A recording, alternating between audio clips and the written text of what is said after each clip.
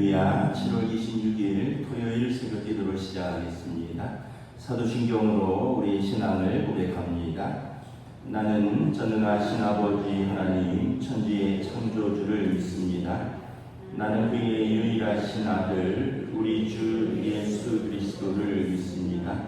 그는 성령으로 잉태되어 동정녀 마리아에게서 나시고 본디오 빌라도에게 고난을 받아 십자가에 못 박혀 죽으시고 장사된 지 사흘 만에 죽은 자 가운데서 다시 살아나셨으며 하늘에 오르시어 전능하신 아버지 하나님 우편에 앉아 계시다가 거기로부터 살아있는 자와 죽은 자를 심판하러 오십니다. 나는 성령을 믿으며 거룩한 공교회와 성도의 교제와 죄를 용서받는 것과 몸의 부활과 영생을 믿습니다. 아멘. 찬송가 274장 찬양하시겠습니다. 찬송가 274장입니다.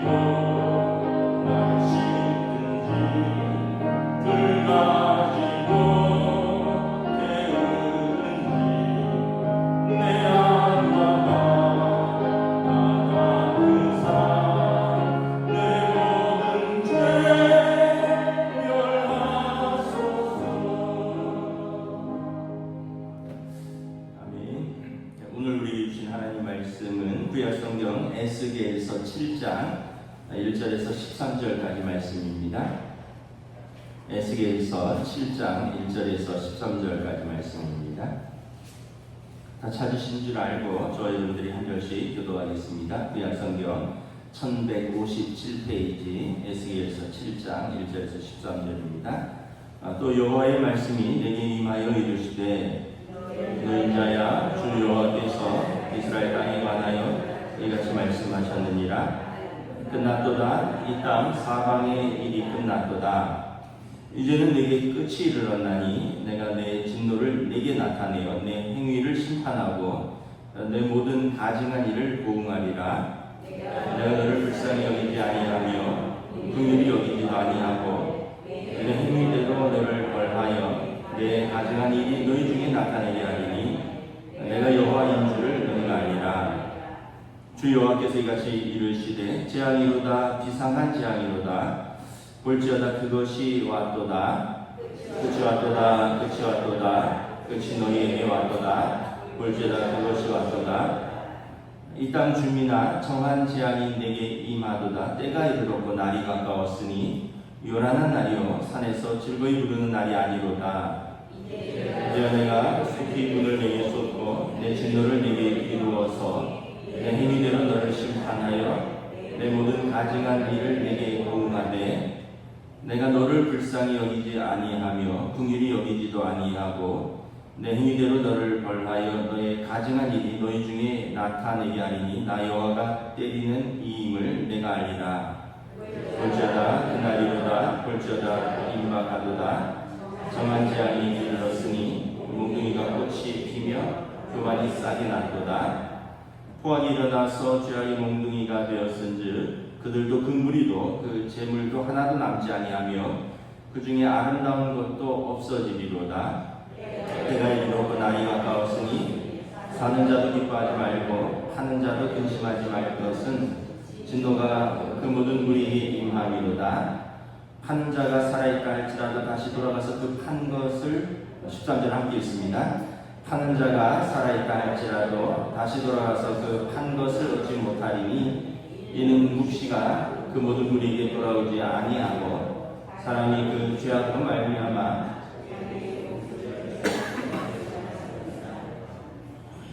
아멘. 할렐루야. 또 제주도로 나오신 성도들을 주님의 이름으로 환영하고 축복합니다. 서로 인사하겠습니다. 한 주간 평안하셨습니까?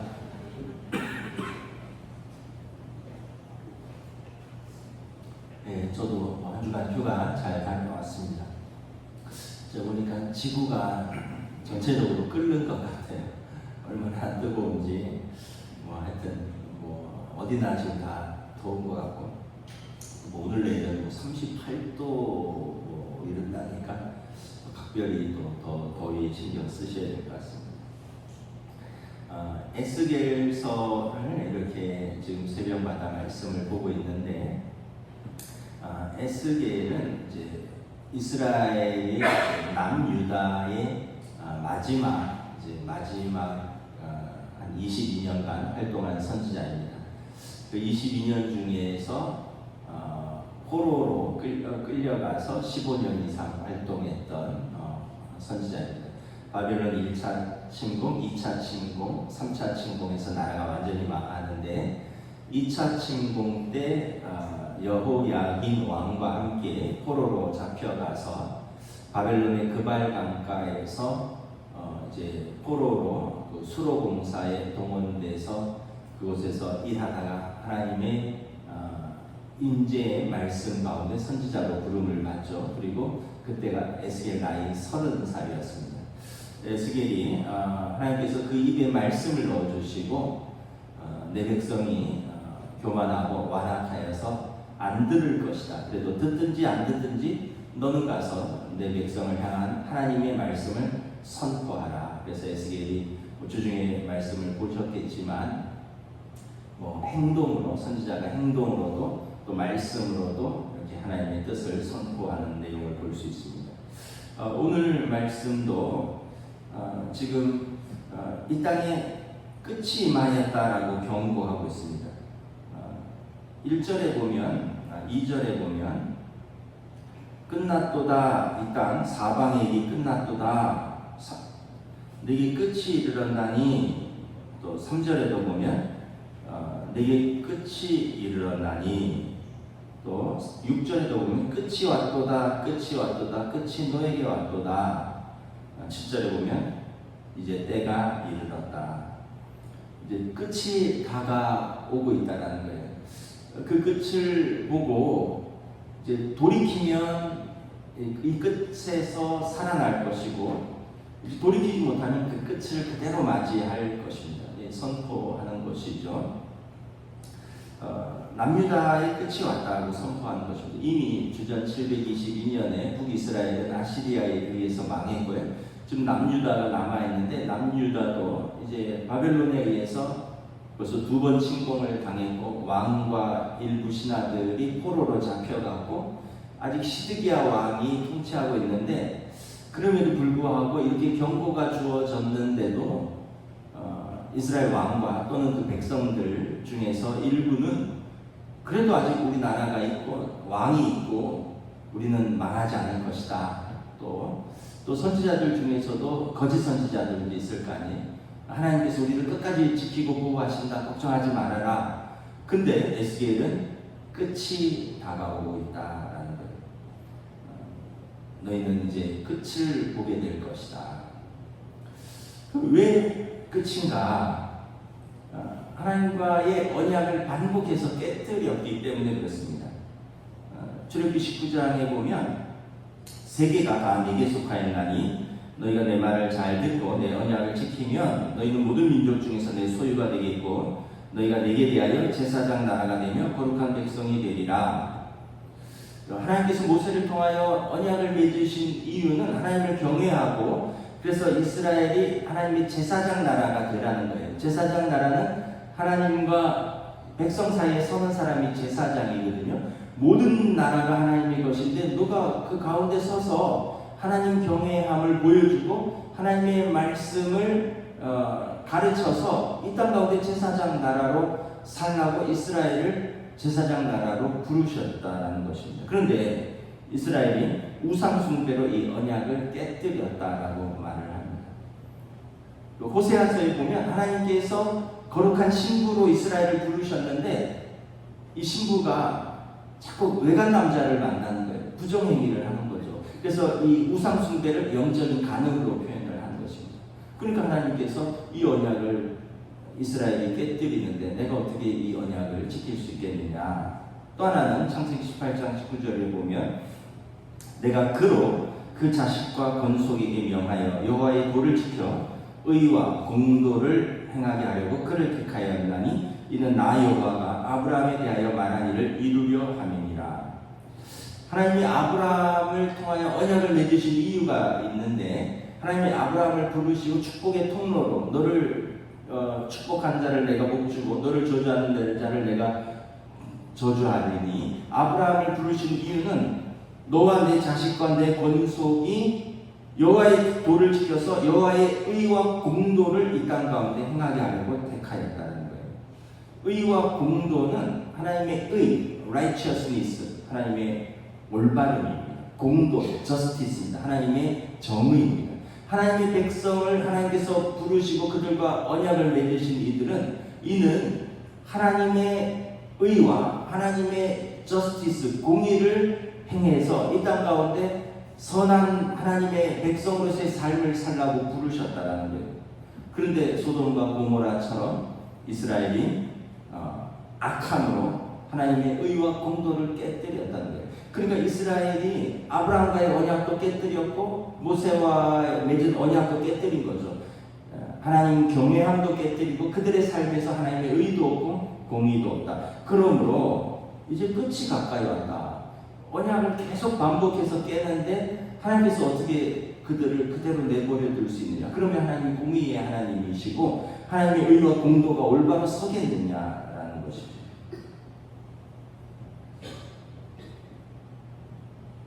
요즘은 누군가에게 나쁜 짓을 하면 살 수가 없는 시대, CCTV가 다 있어갖고 제가 주중에 어떤 뉴스를 봤더니 어떤 집안의 한 어디 공장에서 외국인 노동자를 짐과 함께 랩핑을 해갖고 비닐로 짐을 쌀 때 비닐로 이렇게 껄껄껄껄 말잖아요. 그 사람을 짐과 함께 껄껄껄껄 말아갖고 시계차로 들어 올려갖고 이리저리 막 다니면서 올렸다 내렸다 막 다니면서 여러분 얼마나 두렵겠습니까? 저나 여러분이나 그런 꼴 안 당해가지고 우리가 짐과 함께 어디 기둥 같은 데 묶여본 적이 없잖아요.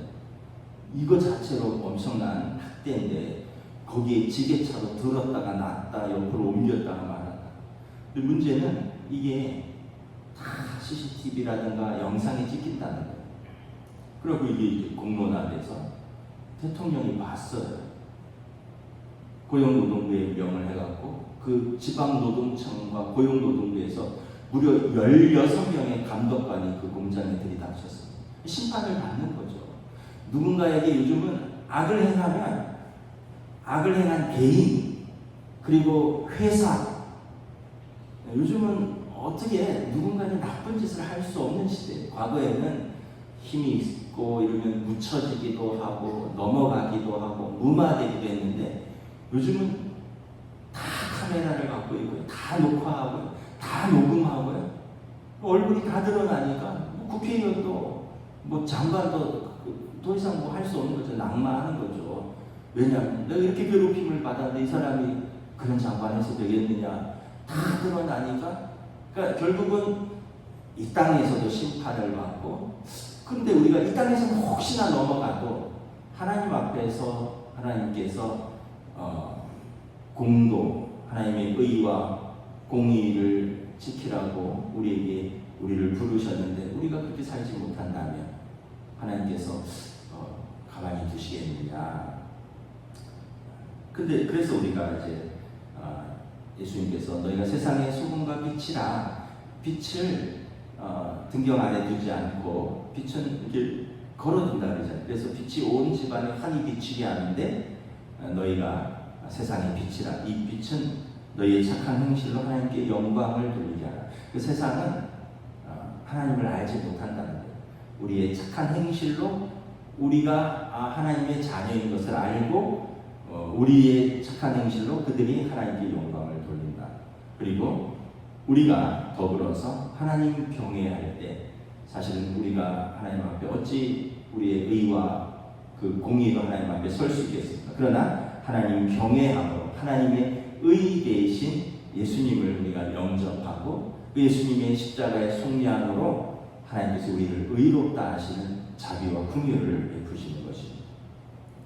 그 이스라엘이 지금 끝이 가까이 왔다. 끝이 가까이 왔다. 그래서 요즘 참 보면 기후도 그렇고 곳곳에 전쟁이 또 일어나고 지금 태국하고 또 그 옆에 나라나 또 캄보디아 또 지금 전쟁이 또 거의 국지전이 발생했잖아요. 이거 참 세상에 종말이 가까운가. 마태복음에 나온 것처럼 마가복음 13장에 나온 것처럼 곳곳에 전쟁이 있고 기근이 있고 곳곳에 이상과 재난이 있고 참 우리가 이럴수록 하나님 앞에서 하나님 경외함. 우리가 지켜야 할 건 두 가지죠. 하나님 앞에서 하나님 경외함. 세상 앞에서는 세상을 하나님의 의와 공도로 살아가는 것. 이게 이웃사랑인 거죠. 하나님 경외한 이웃사랑. 이 두 개를 같이 가져가야 되는 것이죠. 그래서 이 언약을 깨뜨린 결과 3절에 하나님께서 진노와 내 행위를 심판하고 내 모든 가증한 일을 보응하리라. 내 행위대로 심판한다는 거예요. 4절에도 내 행위대로 너를 벌하여 내 가증한 일이 너희 중에 나타날 것이다. 그러니까 하나님께서 행위대로 심판을 하시면 어찌 이 땅에서 우리가 설 수 있겠느냐라고. 8절에 내가 속히 분을 내게 쏟고 내 진노를 내게 이루어서 내 행위대로 너를 심판하여 내 모든 가증한 일을 내게 보응하리라. 너희 악대로 너희의 죄대로 그 값을 치르리라 라는 것입니다. 4절에 보면 내가 너를 불쌍히 여기지 아니하며 긍휼히 여기지 아니하리라. 그러니까 과거에는 하나님께서 불쌍히 여기고 긍휼히 여겼다는 거예요. 그런데 이제는 끝이 왔다는 거예요. 더 이상 하나님의 인내가 하나님께서 참으실 수 없을 만큼 끝이 왔고 그래서 너희의 행위대로 심판함으로 하나님의 의와 공도를 세우실 때가 왔다라는 거예요. 그래서 7절에 보면 정한 재앙이 내게 임하였고 10절에 보면 심판의 몽둥이에 꽃이 폈고 교만의 싹이 났으니 그 죄악의 몽둥이로 이스라엘을 다스릴 것이다. 이제 그들에게 그 죄악의 몽둥이, 심판의 몽둥이 이스라엘을 다스릴 것이다. 바벨론의 3차 침공을 의미하는 것이죠. 3차 침공은 전쟁이죠. 전쟁이 일어나면 어떻습니까? 12절에 사고 파는 자가 기뻐할 수 없고 사는 사람도 전쟁이 났는데 이걸 내게 될 수 있는지도 모르고 파는 사람도 팔았지만 그 값을 제대로 받을 수 있는지도 모르고 13절에 보면 팔아도 그 판값을 얻지 못하는 심판의 때가 온다는 거예요. 그럼 전쟁이 일어나면 모두 죽는데 뭐 그 땅이, 그 아파트가, 뭐 그 재산이 무슨 의미가 있습니까? 거기에 폭격이 오고 거기서 피난 가야 되는데 무가치하다라는 거예요. 너희 재산과 재물이 무가치 않은 때가 올 것이다. 생명이나 보존하면 다행이라는 거죠. 또 어떤 유튜브로 우크라이나 한 병사의 인터뷰를 봤습니다. 지금 러시아랑 우크라이나가 3년 넘게 전쟁했잖아요. 지금 우리가 6.25 전쟁이 거의 우리가 3년이었는데 3년 지금 한 6개월 정도로 지금 러시아 우크라이나 전쟁을 하고 있어요. 그 병사가 인터뷰를 하는데 아마 기자가 에너지바를 하나 줬나 봐요. 이렇게 길쭉한 거 무슨 빵도 아니고 과자도 아닌데 이제 에너지바를 하나 줬는데 그 사람이 그걸 먹으면서 참호해서 인터뷰를 했어요. 며칠간 잠을 제대로 못 잤다. 하루 한두 시간 잠을 잤고 제대로 먹지를 못했다. 며칠 사이에 동료 몇 명을 잃었고 우리도 적을 몇 명 사살했다. 지금 이 에너지바를 하나 먹는 게 너무 행복하다. 내가 이 전쟁에서 살아남을 수 있다면 나는 삶을 다르게 살 수 있을 것 같다. 산다는 것은 기적이다. 그래서 기자가 준 에너지바를 참호해서 먹으면서 그 젊은 우리 아들뻘 되는 그 사람이 살아있는 게 기적이고 며칠을 먹지 못하고 자지 못하고 그 사이에 몇 명 죽고 나도 몇 명 죽였다. 이걸 보는데 참 거기는 진짜 생지옥이겠구나. 그래서 제가 어제 집에 와서 참 에어컨 틀어놓고 수박 먹는데 세상에 그렇게 이게 피서구나. 어디 가는 게 좀 고생이고 집에서 시원한 물로 샤워하고 수박 먹는 게 이게 행복이구나.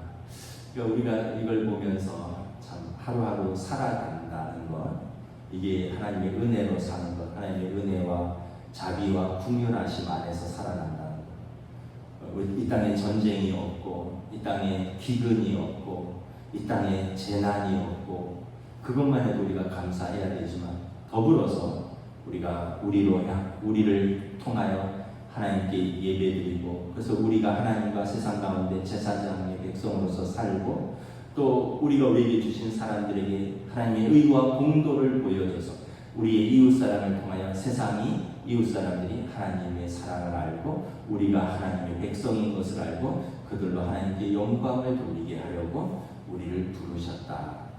그런데 이것을 지키지 아니하면 끝이 다가올 때 너희가 어찌하려고 하느냐. 에스겔의 오늘 이 선포가 또 저와 여러분에게 주시는 말씀이고 또 저와 여러분에게 주시는 선포인 줄 알고 우리가 아까 우크라이나 병사가 말한 것처럼 지금 이렇게 살아있는 것이 기적인 것을 알고 다시 살게 된다면 내가 감사함으로 완전히 다른 삶을 살게 된 것이다라고 고백한 것처럼 우리는 아직 기회가 있고 우리는 아직 그러한 때를 맞이하지 않았으니까 우리가 살아가는 것을 완전히 다른 삶으로 은혜와 믿음의 삶으로 살아간다면 우리의 삶에 하나님의 그 자비하심과 긍휼과 은혜가 넘치리라 믿습니다. 기도하겠습니다. 하나님의 은혜를 감사합니다. 에스겔 선지자가 정말 나라가 끝이 다가오고 있는데 왕과 또 백성들은 그것을 알지 못하고 여전히 헛된 희망에 기대고 있거나 아니면 그들의 삶을 고치거나 바꾸려고 하지 않아서 하나님의 긍휼과 자비하심을 얻지 못하고 진노의 그 끝에 머물러서 그들의 그 가증한 행위대로 하나님이 심판하실 때 그들이 어떻게 버틸 수 있겠느냐. 이스라엘을 향한 절박한 외침, 선포가 오늘 또한 우리 개인에게 또 우리 한국 교회에 또 이 나라 이 민족에게 주시는 말씀으로 받기를 원합니다. 우리가 이렇게 살아있는 것은 하나님께서 우리에게 주신 기회이고 또 우리가 살아가는 것은 그냥 하루하루를 사는 것이 아니라 하나님의 언약대로 그 사명을 감당하면서 사는 것이고, 그러할 때 우리를 통하여 하나님의 영광이 드러나고 우리를 통하여 세상이 하나님의 은혜와 자비를 누리고, 그러므로 우리가 사명을 감당함으로 우리를 부르신 하나님 앞에서 우리가 온전히 믿음으로 삶을 살아가는 것인 줄 믿습니다. 요즘 여러 가지로 더위와 또한 여러 가지 재앙 가운데, 또 전쟁과 기근 가운데 온 세계가 고통받고 있는 가운데서 다시 한번 하나님의 뜻이 어디 있는가, 우리를 향하신 하나님의 뜻, 또 우리에게 주어진 기회, 우리에게 주어진 삶을 우리가 믿음과 사랑과 사명으로 살아갈 수 있도록 성령님 인도하여 주시옵소서. 감사를 드리오며 우리 주 예수 그리스도 이름으로 기도드리옵나이다. 아멘. 하늘에 계신 우리 아버지, 아버지의 이름을 거룩하게 하시며 아버지의 나라가 오게 하시며 아버지의 뜻이 하늘에서와 같이 땅에서도 이루어지게 하소서.